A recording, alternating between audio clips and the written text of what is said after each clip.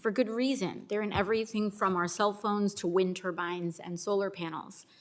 The demand for certain minerals is projected to skyrocket to fuel the clean energy transition. And while we will need new minerals, this often leaves important aspects of the critical mineral supply chain out of the picture as well. Topics like recycling, research, and strategies to reduce demand. But unfortunately, sky-high demand projections are being used to push for a new domestic mining rush and streamlining of mining permitting on public lands, which too often means cutting corners on environmental review, community input, and tribal consultation. The USGS's critical minerals list is used to inform billions of dollars of federal investments in new mines for critical minerals.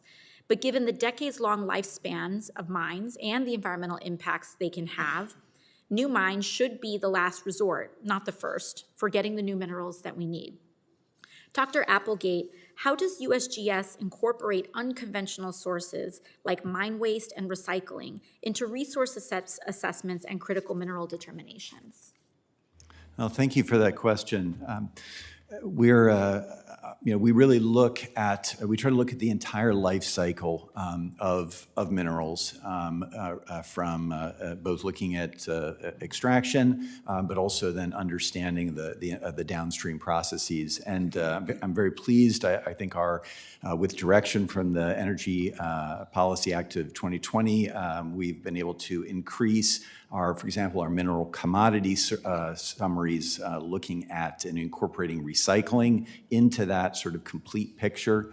The bipartisan infrastructure law expanded our Earth Mapping Resources Initiative, which was initially focused at sort of in-ground resources, to expand that to include mine waste. And we've actually had very good partnerships with OSMRE as we work to understand what the potential is for being able to add that as a potential economic driver to help support reclamation in those areas. So I think we are trying to, in our analyses, get as complete a picture as we can of the life cycle for minerals.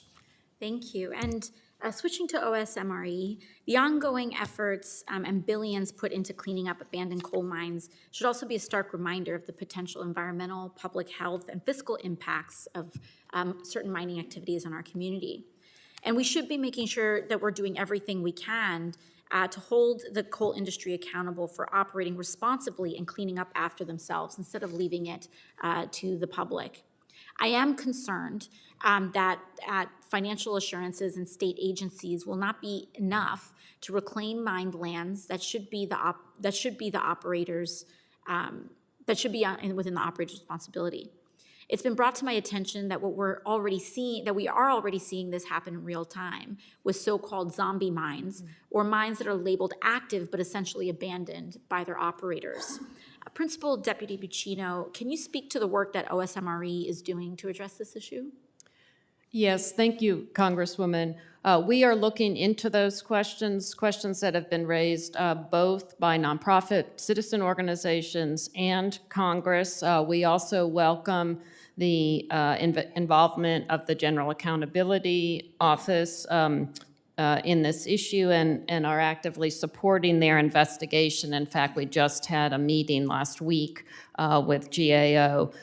It's important to flag that your question raises a critical issue, and that's that regulatory oversight is actually going to be increasingly important as coal production declines. This requires more, not less, support for states, and that's why the administration asks that you fully fund, that Congress fully funds its request of $65 million to support both OSMRE and the state's efforts. Thank you. And to conclude, let's be clear about one thing here.